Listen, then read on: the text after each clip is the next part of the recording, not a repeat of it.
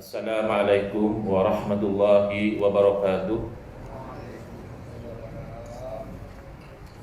Bismillahirrahmanirrahim. Alhamdulillahirabbil alamin wa afdhalus salati wa atammut taslimi ala sayyidina Muhammadin wa ala alihi wa sahbihi ajmain. Rabbi shrah li sadri wa yassir li amri wahlul 'uqdatam min lisani yafqahu qawli. Subhanaka la ilma lana illa ma 'allamtana innaka antal alimul hakim. Allahumma akhrijna min zulumatil wahmi wa akrimna binuril fahmi waftah alaina bima'rifatil ilmi wa sahhil akhlaqana bil hilm waj'alna mimman yastami'una al-qawla fayattabi'una ahsana.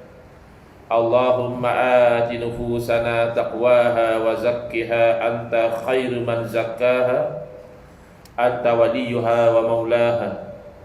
Allahumma arinal haqqa haqqan warzuqna ittiba'ah wa arinal batila batilan warzuqna ijtinabah. Allahumma anfa'na bima 'allamtana wa 'allimna ma yanfa'una wa zidna ilman wa huda. Amma ba'd. Alhamdulillah, muslimin, muslimat, hadirin hadirat yang saya hormati, moga-moga kita semua dirahmati dan diberkati oleh Allah Subhanahu wa taala, dan moga-moga kita semua dikurniakan oleh Allah Subhanahu wa taala kefahaman yang baik di dalam urusan agama dan juga keikhlasan yang mantap di dalam menuju ridha Allah Subhanahu wa taala. Syukur Alhamdulillah, pada pagi ini insyaAllah kita akan menyambung pengajian kuliah subuh bulanan hari Ahad yang kedua anjuran Madrasah Al-Juma'iyah Padang Balang menggunakan kitab Kekeliruan Umat. Inilah jawapannya, susunan Al-Fadil Ustaz Mahathir bin Haji Jul Hafizahullah Ta'ala wa nafa'ana bihi wa bi'ulumihi fid daraini amin. Kita masuk ke bab yang ketiga di muka surat 50, bertajuk bentuk ibadah daripada Rasulullah sallallahu alaihi wasallam. Soalan: apakah bentuk ibadah yang datang daripada Rasulullah sallallahu alaihi wasallam? Jawapan: ada dua bentuk ibadah yang datang daripada Rasulullah sallallahu alaihi wasallam. Pertama, ibadah yang terikat. Terikat dengan apa? Terikat dengan waktu. Makna ibadah tu hanya boleh dilakukan pada waktu tertentu. Ada yang terikat dengan tempat. Maknanya tak boleh buat ibadah tu kecuali di tempat itu saja. Buat di tempat lain tidak boleh, tidak sah, bahkan haram. Ada ibadah yang terikat dengan bilangan. Kena ada bilangan tertentu. Ada yang terikat dengan cara, ada yang terikat dengan keadaan. Itu jenis yang pertama, ya. Mungkin dalam bahasa Arab kita boleh sebut ibadah yang muqayyadah, ibadah yang terikat. Yang kedua adalah ibadah yang tidak terikat, ghairu muqayyadah, sama ada dengan waktu, tempat, bilangan, cara ataupun keadaan. Kenapa Ustaz Mahathir masukkan bab ini ke dalam kitab ini? Kerana ada di sana kawan-kawan kita juga yang gagal memahami konsep ini. Bila kita terangkan dalam bab yang pertama tentang bid'ah hasanah, bila kita terangkan dalam bab yang kedua tentang tidak semestinya Nabi SAW tak buat satu perkara, maka perkara itu haram, tak semestinya. Walaupun Nabi SAW tak buat, tapi asalkan perbuatan itu baik, kita boleh buat. Di situ dia sensitif. Dia kata, oh Ustaz, kalau asal baik boleh buat, why not kita sembahyang subuh 4 rakaat? Ini saya tak reka. Memang saya jumpa soalan macam ini. Bila kita syarahkan tentang bab bid'ah hasanah, perkara baru tapi tidak berjalan dengan syarat boleh buat. Dia kata kalau pakai konsep asal baik, cuba Ustaz sembahyang subuh 4 rakaat. Ini penting kita faham bab ketiga ni. Kerana dia gagal faham bila kita kata asal baik boleh buat, yakni asal baik dari segi syarak, bukan mengikut akal fikiran atau hawa nafsu kita. Ya, dari segi syarak, adakah salat subuh 4 rakaat itu baik? Jawabnya tidak. Kalau kita kata takkan tak baik Ustaz, 2 rakaat pun dah bagus, dah dapat pahala, bukan main lagi. Takkan 4 rakaat tak bagus? Tak bagus. Kenapa pula? Ustaz kata asal baik boleh buat, ini tak baik. Kenapa tak baik? Kerana ibadah solat termasuk ibadah yang terikat. Dalam contoh tadi terikat dengan bilangan rakaat. Berarti kalau kita buat dengan bilangan rakaat yang berbeza dari yang telah ditetapkan, sama ada kita kurangkan, salat subuh tu kita sengaja buat 1 rakaat sahaja, atau salat subuh tu kita sengaja buat 4 rakaat macam disebutkan tadi, maka hukumnya adalah haram. Perbuatan itu dinamakan bid'ah yang sayyi'ah. Itu namanya bid'ah yang buruk. Kerana perkara baru yang bercanggah dengan syarak. Ya, syarak telah tetapkan subuh 2 rakaat, zuhur 4, asar 4, maghrib 3, ya, isyak 4, ya, itu tak boleh diubah kecuali dengan izin syarak juga. Misalnya untuk orang yang musafir, syarak sendiri memberi kelonggaran, boleh dia kosong, dia pendekkan solat yang asalnya 4 rakaat, oleh kerana dia musafir boleh diringkaskan menjadi 2. Itu pun tak boleh subuh. Kalau macam tu, zuhur boleh ringkas jadi 2, subuh kita buat jadi 1 lah kalau musafir. Maghrib apa 1.5 ke macam mana? Tak boleh. Hanya syarat bagi kelonggaran untuk yang 4 jadi 2, yang 2 tetap 2, yang 3 tetap 3, begitu. Jadi 2 bentuk ibadah. Ibadah yang terikat dengan waktu seumpama ibadah solat, ya, ibadah haji, ibadah puasa, ya. Ini ada contoh ibadah yang terikat dengan waktu. Jadi solat kalau kita sengaja lakukan di luar waktu tanpa izin syarak. Untuk musafir juga syarak mengizinkan orang tu solat 2 waktu. Kalau jamak takdim belum masuk waktu dah solat. Ya, contohnya dia musafir, belum masuk waktu asar, dia dah solat asar dalam waktu zuhur. Itu namanya jamak takdim. Ataupun dah habis waktu zuhur dah, dia baru sembahyang zuhur dalam waktu asar, namanya jamak takhir. Itu tak apa, kerana syarak sendiri bagi kelonggaran. Akan tetapi kalau saja-saja kita kata cuti-cuti ni bukannya kalau nak pergi office, kalau sembahyang subuh awal pun kadang mengantuk.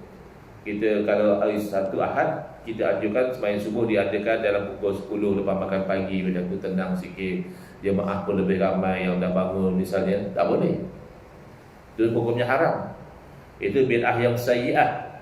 Ataupun ada satu orang dah meninggal lah pun, bila berlaku peristiwa tempuhan di terowong di mana, di Mina atau di mana, ramai yang meninggal dunia, dia pun bagi cadangan. Dia kata why not kita buat haji tu sepanjang tahun, supaya tak adalah sesak sangat orang. Ini semua haji pun pergi bulan Zulhijjah kan, jadi itu kan sesak. Kalau kita buat benarkan orang buat haji sepanjang tahun, jadi tak adalah sesak sangat. Jadi dia scattered around the year kan. Tak boleh, kerana haji diikat dengan waktu dia. Kemudian misalnya ibadah puasa. Puasa kan waktu ni bulan Ramadan, itu satu. Katalah bulan Ramadan tahun tu jatuh pada musim panas, waktu siang dia panjang, tempat yang ada 4 musim kan, macam tu. Maka kita ubahlah Ramadan, kita puasa bulan lain yang jatuh pada musim sejuk, supaya malam tu kan panjang, siang tu pendek kan, seronok puasa macam tu. Tak sempat lapar dah berbuka, tidur sampai puas, bangun tak masuk subuh lagi. Oh, masya-Allah, seronok. Tak boleh. Tetap puasa pada bulan Ramadan. Atau ubah yang lebih praktikal, kata dia, kita siang nak bekerja, nak tenaga apa, mulai tahun depan kita puasa malam, start maghrib sampai subuh kita puasa, subuh sampai maghrib kita berbuka. Tak boleh. Ini semua contoh pelanggaran terhadap ikatan, dan diikat dengan waktu. Ada juga ibadah yang diikat dengan tempat. Kalau sembahyang dan puasa dari segi tempat tak ada ikatan, di mana-mana pun kita boleh solat asalkan dah masuk waktu. Itu secara umumnya begitu. Mana di Padang Balang boleh, di Shah Alam boleh, bahkan di London, di Washington pun boleh solat asalkan masuk waktu. Begitu juga puasa. Kita boleh puasa di negara kita, boleh puasa di luar negara, tapi haji tidak. Haji ada tempatnya. Dahulu ada satu ajaran, mungkin masih ada lagi saki-bakinya, namanya ajaran taslim. Ajaran taslim ni dia banyaklah penyelewengan-penyelewengannya. Antaranya solat hanya ada rukun qalbi, niat dia. Takbir tak ada, Fatihah tak ada, yang penting niat.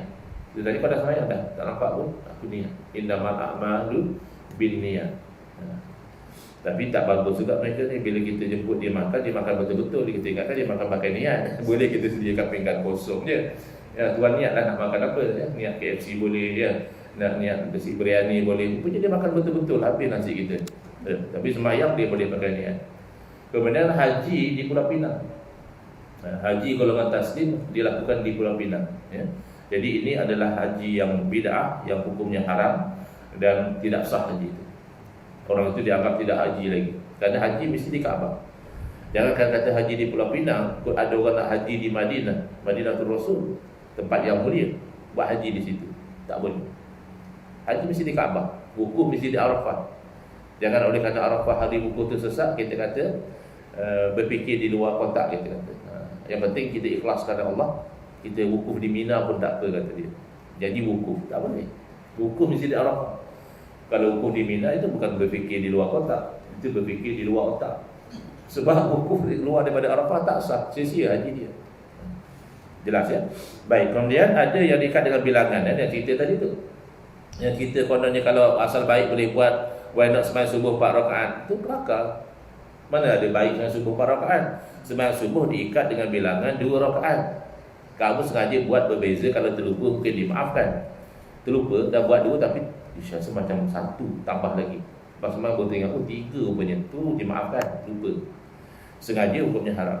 Sembahyang tidak sah. Ada yang diikat dengan cara. Contohnya cara kita sembahyang itu, lepas kita baca Fatihah, kita rokok, kemudian kita bangkit, tidak, kemudian kita sujud, duduk antara 2 sujud. Apa kata kita ubahlah supaya ada kepelbagaian. Lepas baca Fatihah, kita sujud dulu. Bangkit daripada sujud nanti baru kita rokok. Tak boleh. Kerana cara dah ditetapkan. Adapun start daripada tahun depan, kita tawaf jangan lagi pusing ke arah yang kita rasa pusing ni, kita lawan pula. Kita ikut macam arah jam. Arah jam tu dah okey lah. Arah jam tak ada masalah, bukan ibadah. Ada pula orang nak buat jam ikut pusingan tawaf. Akhirnya yang tengok jam tu bening, ini pukul apa sebenarnya. Tak perlu. Jam pernah ikut pusingan tawaf. Jam kan untuk kesenangan kita tahu waktu. Kita dah biasa jam yang berpusing melawan arah pusingan tawaf, ya teruskan. Kerana ila yang bagi al-khuruj an adatin nas illa fil haram. Tak sayudia seseorang itu keluar daripada kebiasaan manusia kecuali kalau kebiasaan itu haram. Itu kena tinggalkan. Haram tu pakai jam yang macam ni? Kan tak haram. Apa susah-susah nak buat jam mengikut pusingan tawaf? Yang kena ikut pusingan tawaf tu je tawaf. Ada pun pusingan jam, silakan terus macam ni, senang orang tengok. Saya selalu ada pengalaman bila tengok jam yang ikut pusingan tawaf ni, ini sebenarnya pukul berapa? Kita tak biasa. Jadi yang benda yang tidak ditetapkan tu tak perlu. Tapi kalau tawaf mesti macam yang kita tawaf sekarang. Kalau kita buat di other way around, itu tidak sah. Kenapa? Yang penting kan pusingan Kaabah. Tak ada kenapa, ini ibadah. Allah dah tetapkan macam itu. Tak boleh kita nak ubah. Kemudian ada yang perlu dilakukan dalam keadaan tertentu. Misalnya solat kena dalam keadaan menutup aurat. Kalau sengaja kita tak tutup aurat, tak sah solat kita, ya? Dan mesti dalam keadaan suci dari hadas, mesti dalam keadaan menghadap kiblat. Itu keadaan-keadaan dia. Kena buat macam itu. Adapun ibadah yang tidak terikat dengan waktu, contoh zikir, contoh selawat, contoh baca Quran, ya. Ini antara contoh lagi doa, ya. Ini ibadah tak? Ibadah. Zikir itu ibadah, selawat itu ibadah. Bahkan ibadah yang istimewa. Tidak ada ibadah lain yang Allah Ta'ala mulakan dengan Allah dahulu. Allah suruh solat, suruh. Tapi tak ada Allah berfirman sesungguhnya Allah solat, maka hendaklah kamu solat. Tak ada. Sesungguhnya Allah berpuasa, maka hendaklah kamu berpuasa. Tak ada. Tapi selawat Allah mulakan innallaha wa malaikatahu yusalluna 'alan nabi.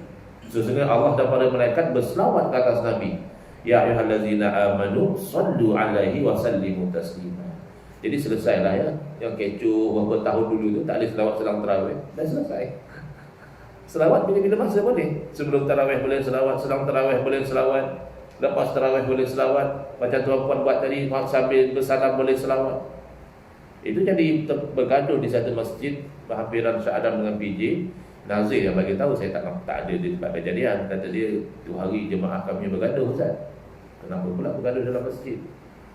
Pasal masa tengah bersalam bersyur, orang itu sallallahu ala Muhammad sallallahu alaihi wasallam.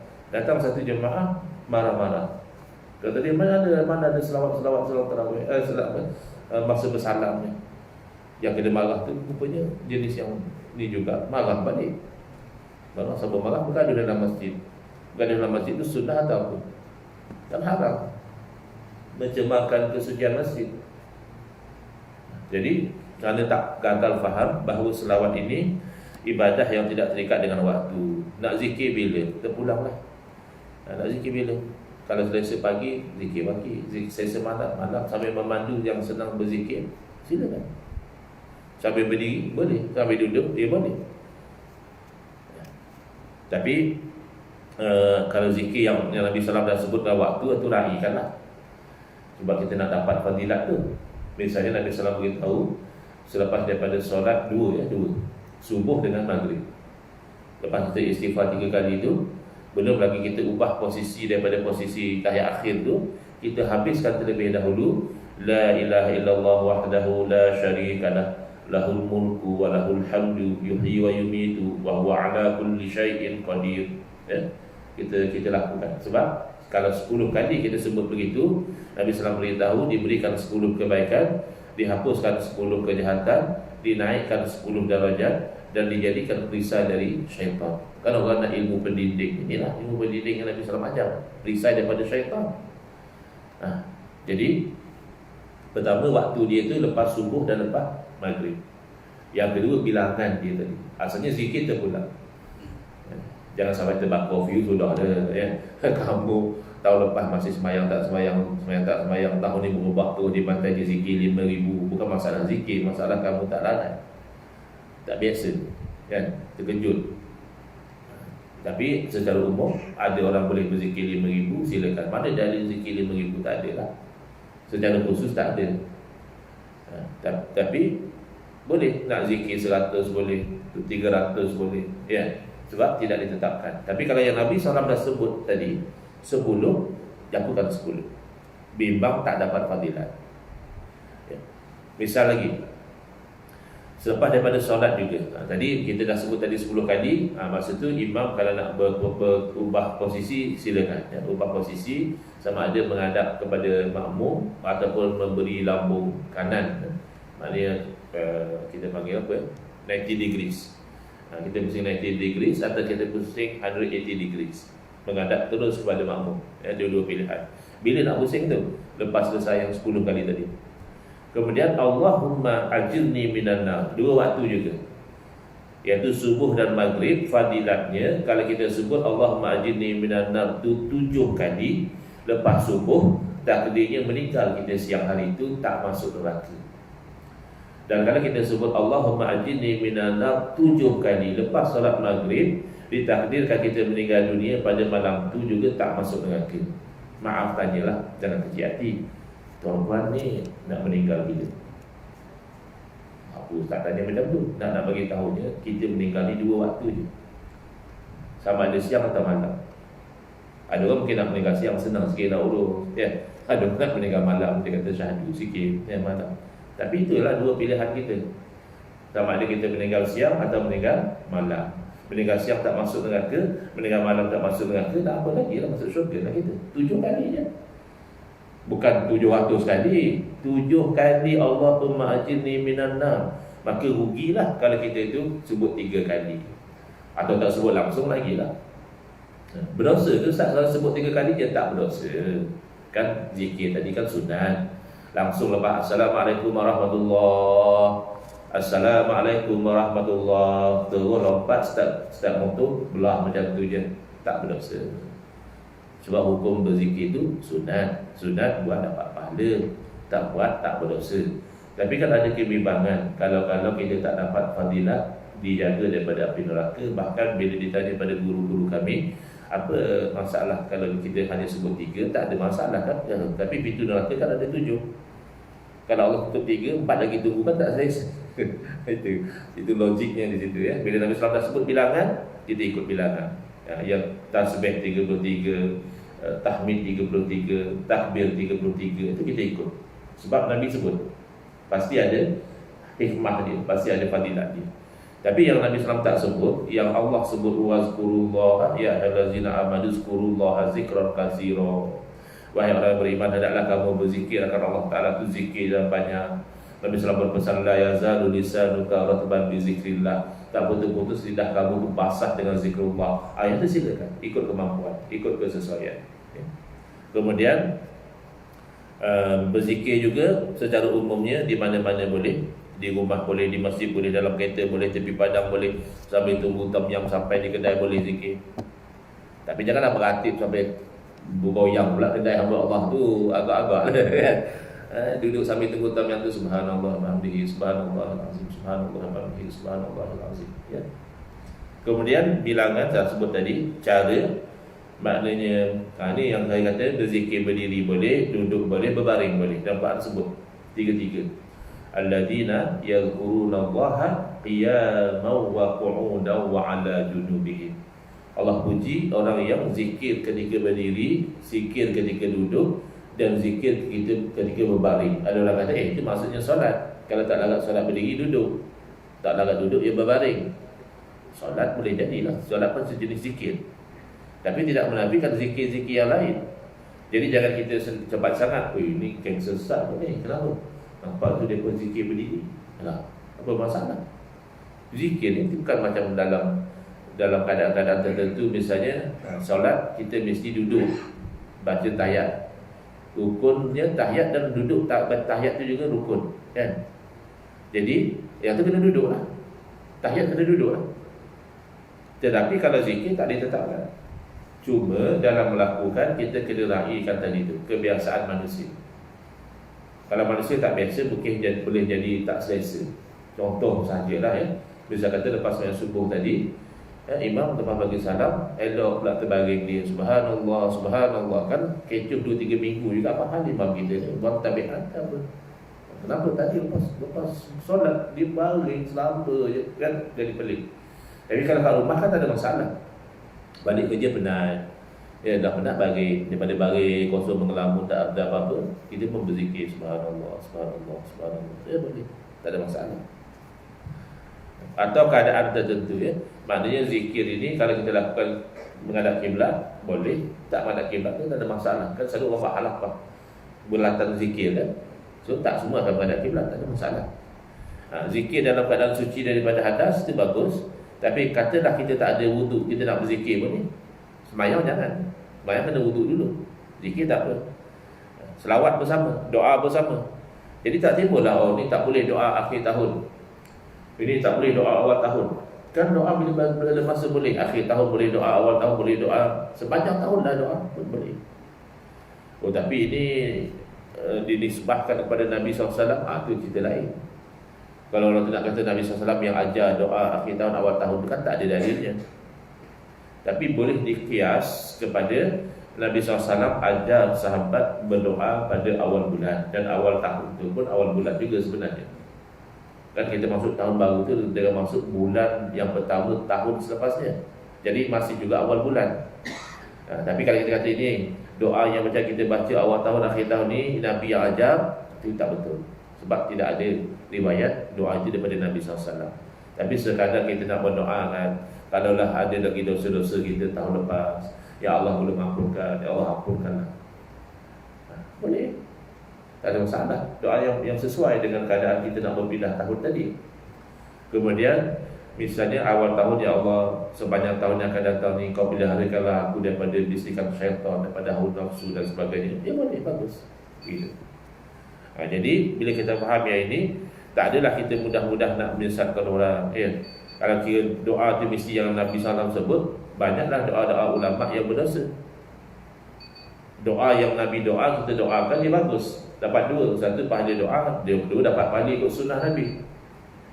Tapi doa sendiri pun tak ada masalah. Saya lihat sehari dua ni dah mula ramai yang berdoa minta calon dia menang. Perasan tak? Bukan tak ada zaman Nabi minta calon menang, mana pilihan raya pun tak ada zaman Nabi. Kan zaman Nabi SAW kan Nabi yang jadi ketua. Zaman sahabat sesama dipanggil ahlul halil wal aqd. Orang-orang yang ada kepakaran, tokoh-tokoh, mereka yang lantik, bukan orang ramai. Sebab orang ramai tidak semua ada kepakaran tu. Sebab soal kepimpinan ni kan penting. Ya, hamba Allah tu misalnya penagih dadah, bahkan dia pun lebih minat kalau LGBT ni dihalalkan. Tiba-tiba dia diberi kepercayaan untuk pilih pemimpin tu, ada masalah kat situ. Tapi macam mana itu sistem yang ada dalam negara kita kan?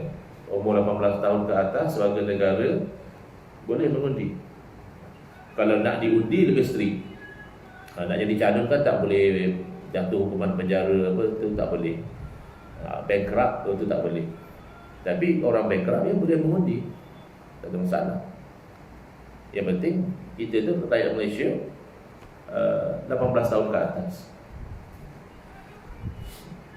Jadi boleh sajalah nak doa supaya calon kita menang, tapi pastikan calon yang patut syariah lah. Kalau suruh doa orang kafir pula jadi pemerintah, itu kan tak boleh.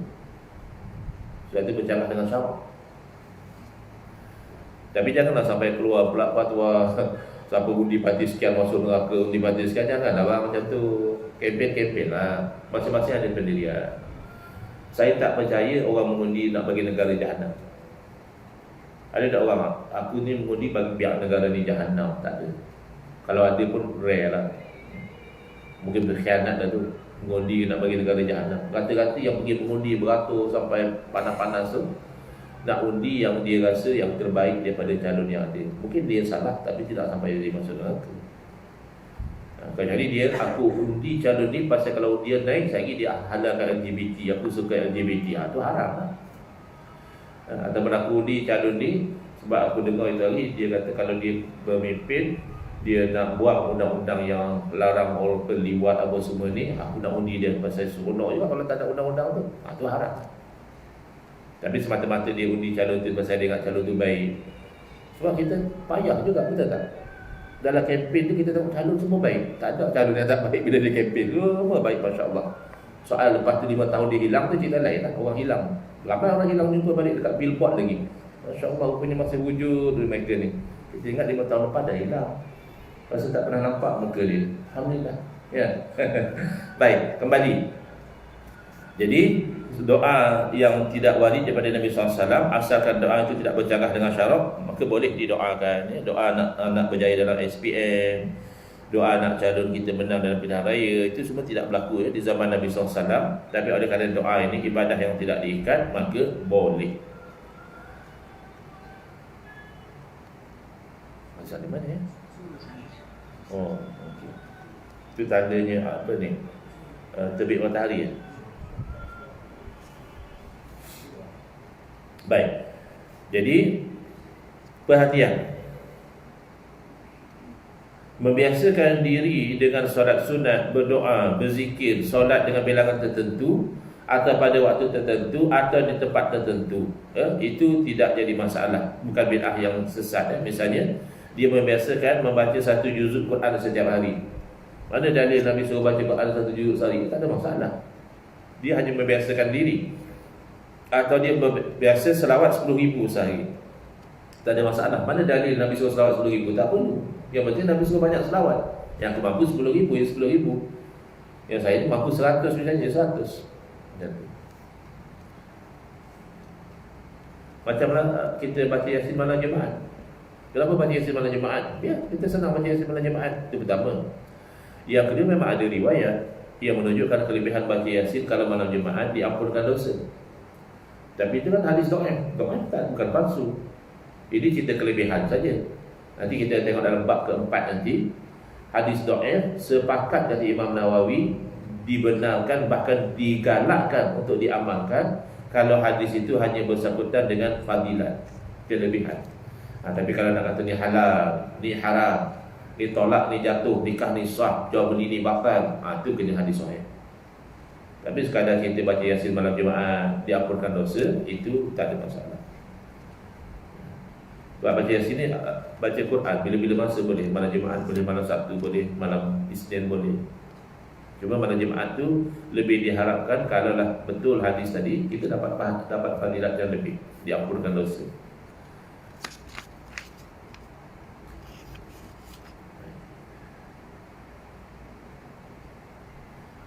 Boleh atau tidak kita kurangkan atau kita tambah sesuatu pada ibadat? Boleh tak?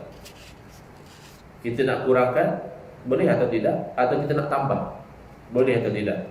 Jawapannya begini, kita tengok beberapa sudut. Kalau dari segi pengurangan, hukumnya adalah haram. Kalau dah ada penetapan dari segi syarak, kalau syarak tak tetap, orang tak bagi kurang. Kenapa kamu buat kurang? Kurang daripada apa? Syarak tak tetapkan pun. Tapi bila syarak dah tetap bilangan, kita kurangkan, itu hukumnya haram.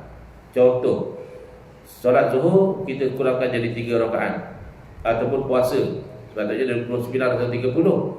Jadi tahun ni kita sibuk nak pilihan raya apa semua misalnya, masa tu kita pun kurangkan jadi 15 hari je. Kita raya teruslah senang. Tak boleh. Ataupun tawaf buat 3 kali je, tak mau buat 7. Atau lontar jamrah atau rukun dalam solat dan lain-lain kita kurangkan, tu tak boleh. Ada pun penambahan terbagi dua. Ada penambahan yang haram, ada yang dibenarkan. Penambahan ni kita boleh tengok dua ya. Satu internal, penambahan dalam ibadah. Satu eksternal, penambahan ke atas ibadah. Mana ibadah tu dah ada, kita tambah ibadah lain. Ada dua ya. Satu, ibadah tu dah ibadah, kita buat ibadah tu, tapi kita tambah something dalam ibadah tu. Itu internal. Kalau internal, itu hukumnya haram. Contohnya, menambah rokok dan sujud. Dia sengaja tambah. Tapi macam kita solat gerhana baru ni, itu memang kaifiat dia. Memang kan satu, kita semayang tu 2 kali rokok, pasal tak? Gerhana. Itu macam mana baru ni? Di banyak cara, buat cara biasa pun boleh. Salah satu cara solat gerhana, lepas kita dah rokok tu, bangkit, baca Fatihah, baca surah lagi, rokok lagi sekali. Bangkit, barulah sujud. Itu tak apa, memang sebab ada kaifiat dia begitu. Gerhana ya. Tapi solat lain tak boleh. Tak puas lagi lah, rasa syok, pula rokok tadi. Rokok lagi sekali lah, haram. Batal solat. Kerana penambahan dalam ibadah tak boleh. Adapun penambahan ke atas ibadah terbahagi dua. Ada yang dilarang, ada yang tidak dilarang. Contoh yang dilarang, menambah solat sunat selepas subuh dan asar. Bukan selepas subuh dan asar sebenarnya. Selepas menunaikan solat subuh, kita pergi solat sunat. Ataupun selepas menunaikan solat asar, kita solat sunat. Itu dilarang. Sebab itu waktu yang karahat. Waktu yang dilarang kita solat sunat. Dan kecuali kalau solat sunat itu memang pada waktunya. Contohnya solat sunat qabliyah subuh, kita tak solat lagi tadi, tak sempat. Sampai-sampai orang dah solat jemaah, kita pun ikut. Qabliyah tadi kita belum buat. Waktu solat qabliyah adalah daripada masuk waktu sampai habis waktu. Itu waktu dia. Maka boleh kita buat lepas kita solat fardu subuh, kita solat qabliyah subuh sebenarnya. Ba'diyah subuh tak ada. Qabliyah yang kita buat tu, itu boleh. Jadi kalau kita tengok orang bayar 2 rakaat lepas subuh tu, husnuzon dia, mungkin dia buat solat qabliyah tadi, yang dia belum sempat buat sebelum fardu. Tapi kalau saja-saja nak solat sunat tu tak boleh. Kalau solat sunat yang bersebab sebelum boleh. Kita dah sembahyang subuh, kita pun keluar, tertinggal pula kunci misalnya, masuk balik dalam masjid. Masjid lah. Masuk masjid sunat tahiyat. Maka kita tahiyat masjid. Padahal kita lakukan lepas solat subuh. Boleh. Kerana ada sebab dia. Bukan saja-saja. Sebab kita solat tu adalah tahiyat masjid. Tapi kalau sebab yang kemudian, misalnya solat sunat musafir, kita solat dulu baru nak musafir. Atau solat sunat istikharah, kan kita solat dulu baru kita nak buat pilihan. Itu tak boleh dilakukan pada waktu yang dilarang tadi. Yang boleh hanya yang pada waktunya atau ada sebab yang terdahulu. Kemudian menambah satu lagi solat wajib, ini teori lah. Ada orang nak tambah jadi 6 pula. Yang 5 tu pun orang dah sekan nak buat. Ada yang jadi 3 ya, ada yang solatnya jadi 2 waktu sehari ya. Tapi teori lah, mana tahu satu orang tu lepas dia berhijrah tu nak jadi baik, dia fikir dulu banyak betul solat aku tinggal ya. Jadi aku ni tak boleh macam orang lain lah. Kalau orang lain 5 waktu, aku kena 6 waktu semayang. Itu haram. Dia nak semayang banyak boleh, kotor semayang dia dulu tu wajib. Nak tambah semayang fardu haram.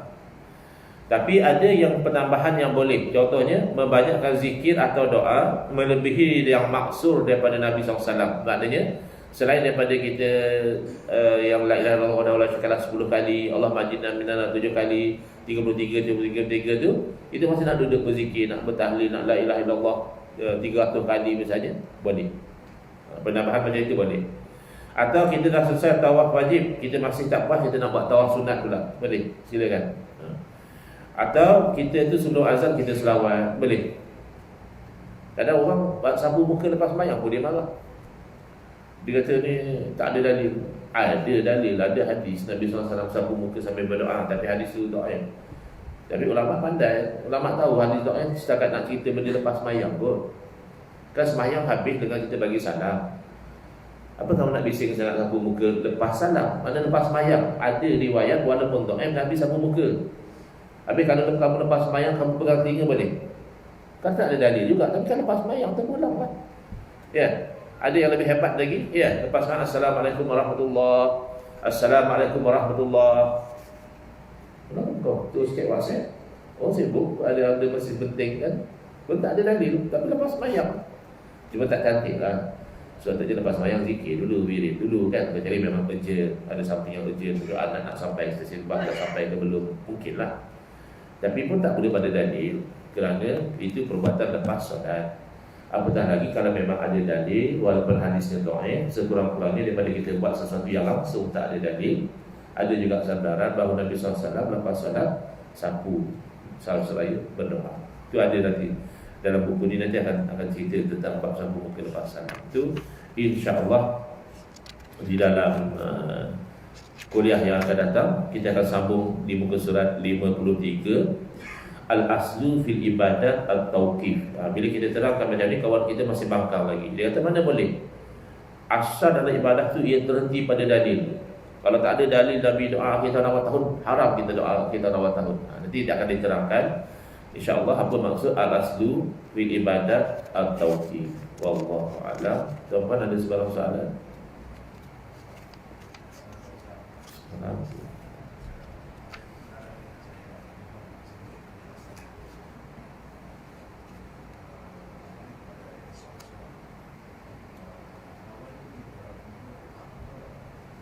Tak berapa dengar.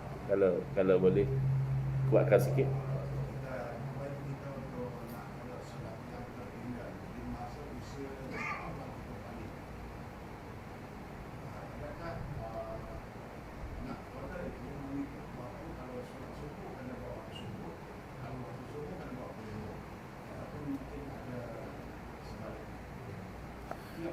Okey.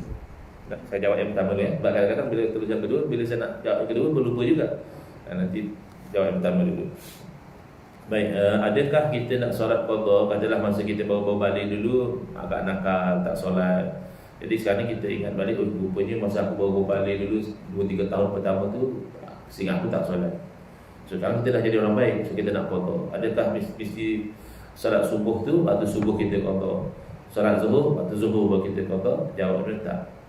Bahkan secara teori, sepenuh waktu kita selain daripada keperluan asas kita kena gunakan untuk qada. Itu ikut teori asalnya. Maknanya selain daripada kita nak makan, nak minum, nak tertandah, nak tidur, waktu yang lain tu kita kena guna untuk qada. Tak perlu tunggu masuk waktu dia. Sebab waktu dia memang dah lepas dah. Mana kita boleh qada subuh pada waktu zuhur, ataupun kita subuh tu lepas sembahyang subuh tu kan panjang.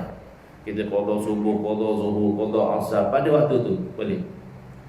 Itu asalnya. Tapi ada seorang dia kata kalau macam tu berat sangat. Orang tu rasa macam nak give up. Banyak sangat dia rasa. Maka tu yang dibuat taktik. Lepas subuh, soal subuh, qada subuh. Atau sebelum subuh, qada subuh. Zuhur, qada zuhur. Asar, qada asar. Jadi tak rasa terbeban sangat. Itu saja. Bukan syarat mesti qada subuh dalam waktu subuh, tidak. Dia sepatutnya kalau ditinggal dengan sengaja, dia kena qada segera. Yang boleh tangguh qada tu kalau dia tinggal dengan tak sengaja, tertidur atau terlupa, wajib qada tapi boleh ditangguhkan. Tapi kalau tinggal dengan sengaja, wajib qada dan mesti qada sesegera yang boleh. Tak boleh tangguh. Tapi tidak perlu tunggu waktu. Wallahu a'lam. Soalan yang kedua.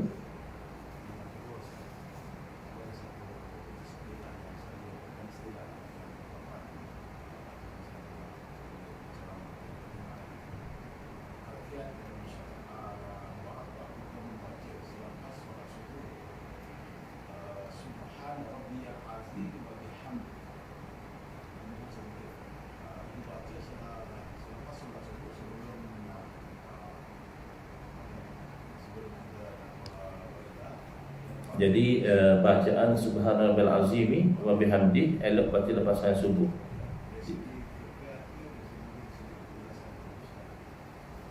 Yang tu saya kena semak semula. Satu saya tersilap ingat. Yang saya ingat yang dianjurkan tu Subhanallahil azim, Subhanallah bihamdi.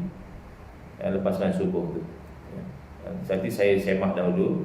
Saya akan maklumkan nanti. Takut tersilap ingat dan nanti tersilap sampai. Ada itu, ada anjurannya tu, ada pahalanya sangat besar. Subhanallah, Subhanallah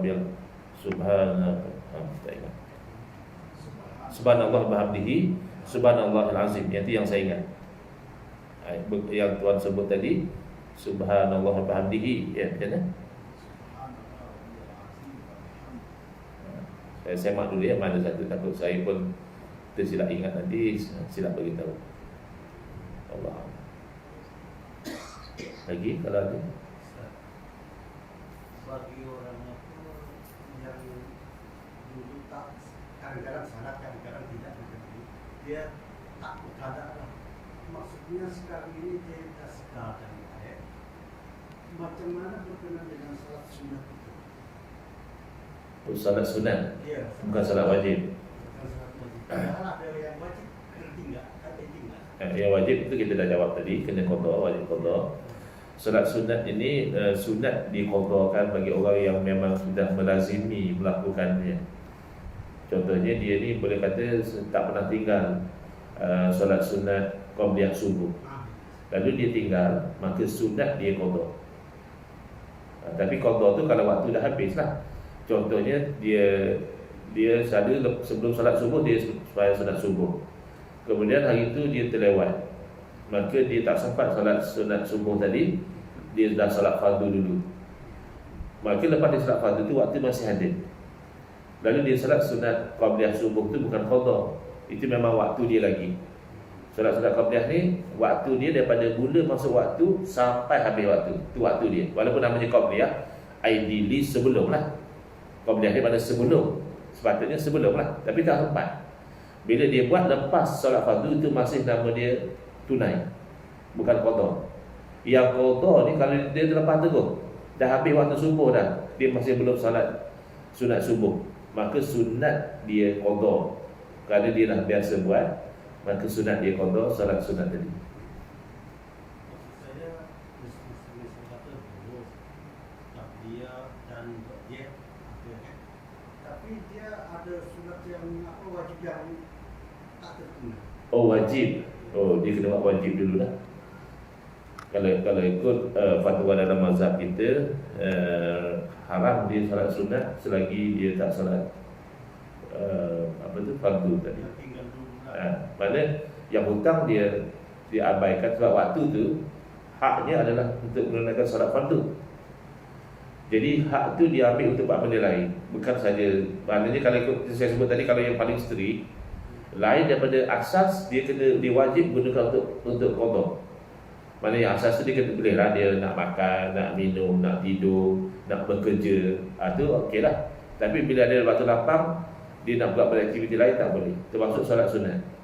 Apatah lagi dia pergi tengok bola pula, itu lagi lah.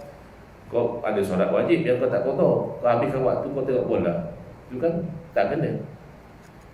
Tapi kalau persoalannya dia ada solat wajib yang belum qada dengan solat sunat, dia gunakan waktu itu untuk qada. Dah habis yang qada tu, dia gunakan untuk yang sunat. Tapi itu atas kaul yang strict lah. Kalau macam tadi dia kata habis waktu subuh, qada subuh, itu panduan praktikal je lah untuk orang yang tak rasa terbeban sangat. Jadi dia rasa ringan, jadi dia buat benda itu lah. Tapi rasa rajin tak sunat. Masa rajin tu qada. Kan macam tarawih, saya rasa rajin nak solat tarawih, tapi qada banyak lagi. Rajin nak solat tarawih tu, gunakan kerajinan itu untuk qada. Sebab itu hutang. Kita misalnya ada duit terbatas kan, nak bayar hutang dulu ke nak bagi sedekah? Ya hutang dulu, hutang tu wajib, sedekah tu sunat. Wallahu a'lam.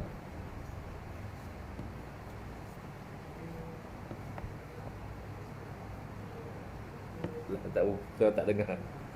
Tak dengar. Tengok. Klik video.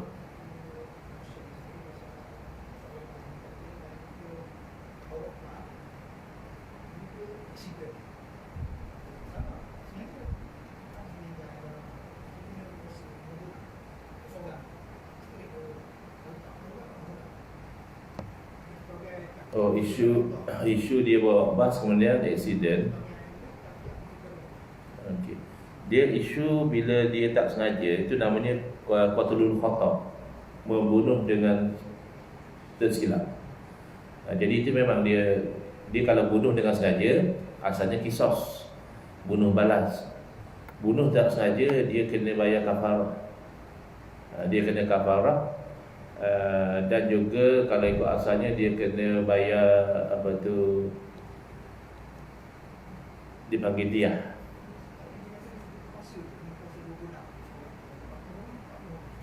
Kafarah tu kena cek balik. Kafarah tu dia ada peringkat dia. Kafarah bunuh dengan tak sengaja ni, dia ada pilihan dia tu. Barangkali yang dia maksudkan tu pilihan tentang puasa tu. Sebab tu kena hati-hati. Dia kalau dalam undang-undang Islam ni, dia punya kebaikan ni banyak sebenarnya. Dan sekarang kadang-kadang orang tu mabuk pun dilanggar orang, maka dia denda atau apalah.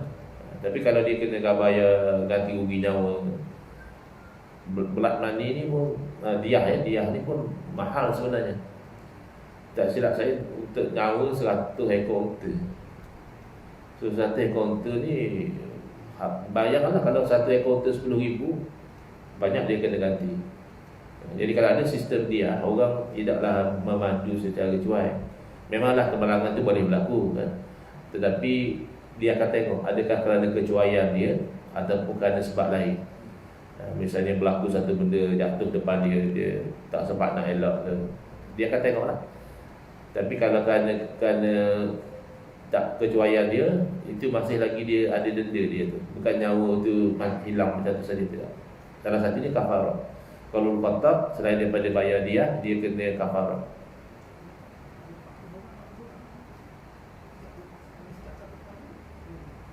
Nyawa mahal. Setiap satu orang tu ada keluarga dia yang suffer dengan kematian dia. Kalau orang terdekat itu lagi serius. Orang tu misalnya dia mak kita kan, sebab kesalahan kita memandu tadi, dia meninggal. Bukan saja masalah kafarah semua tadi, masalah juga kita tidak boleh waris kalau ikut mazhab kita. Kita dalam mazhab kita dia paling luas. Apa-apa saja yang menyebabkan kematian, maka orang itu tak boleh waris daripada si mati. Ada setengah mazhab lain dia sempit sikit. Dia macam kalau bunuh dengan tak sengaja, yang itu masih boleh mewarisi. Kalau bunuh dengan tasabbuh, dia masih boleh mewarisi. Tapi kalau mazhab kita tak. Apa sahaja sebab yang orang tu menjadikan orang lain tu mati dan orang tu asalnya boleh mewarisi, maka dia terhalang daripada mewarisi. Apatah lagi kalau dia bunuh dengan sengaja, itu memang terhalang lah. Bunuh dengan tak sengaja pun, maknanya kita driving menyebabkan mati, tak boleh waris. Selain daripada isu kafarah lain dan sebagainya. Wallahu a'lam.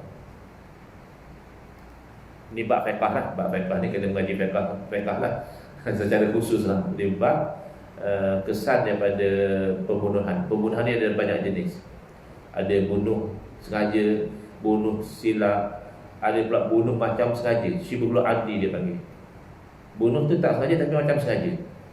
Ada elemen macam sengaja. Dia ada pembahagian dia tu. Dalam bab jenayah kena mengaji betul-betul lah apa kesan dia dan sebagainya. Wallah. Boleh? InsyaAllah kita jumpa pada bulan hadapan lepas PRU dah kacau lagi. Ya, bismillahirrahmanirrahim. Alhamdulillahirabbil alamin wassalatu wassalamu ala asyrafil anbiya'i wal mursalin wa ala alihi washabbihi ajma'in. Allahumma shrah sudurana wa ahsin akhlaqana wa azim ujurana wa nawwir qulubana bi nuri hidayatika kama naqa'u bi nuri syamsika abadan bi rahmatika ya arhamar rahimin. Walhamdulillahirabbil alamin. Amin ya rabbal alamin wal afu minkum.